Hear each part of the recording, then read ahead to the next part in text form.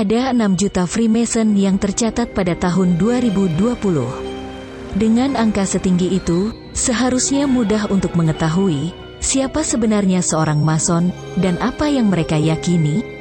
Tetapi organisasi tersebut memiliki reputasi untuk tetap tutup mulut tentang apa yang terjadi di balik pintu yang tertutup.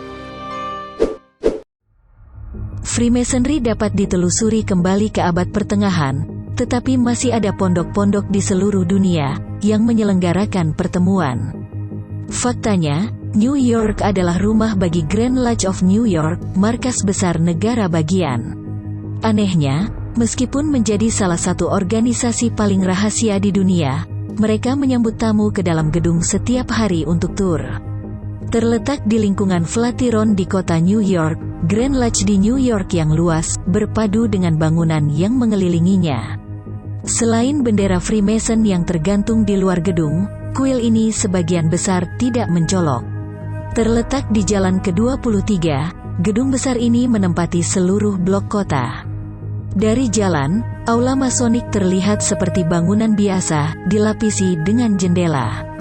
Namun, pada malam hari, tidak ada lampu yang keluar dari jendela tersebut, karena berupa fasad. Freemason memblokir jendela di gedung ini untuk melindungi privasi mereka. Bahkan pintu masuk depan terlihat sangat biasa, di blok kota.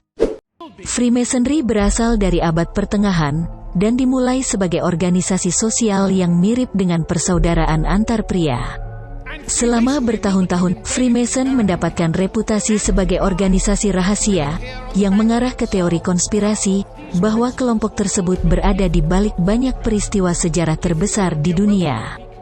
Dilansir dari Insider, organisasi itu menggunakan simbol dan citra untuk mengkomunikasikan ide-ide mereka, seperti segitiga besar yang berada di depan pintu masuknya. Grand Lodge Room merupakan ruang pertemuan 3 lantai, dan ruangan terbesar di gedung itu.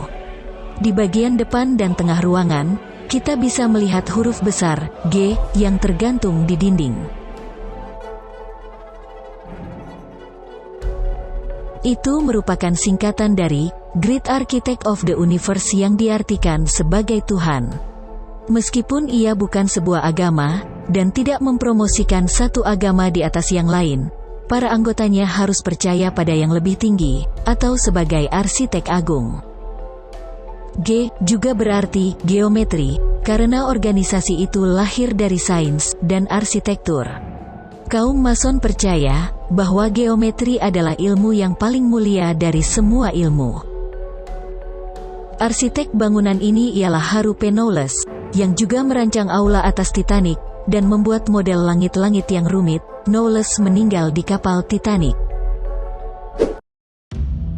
George Washington adalah seorang Mason. Selama masa kepresidennya, ia sering menghadiri pertemuan pondok, dan menulis surat kepada saudara-saudara Mason lainnya.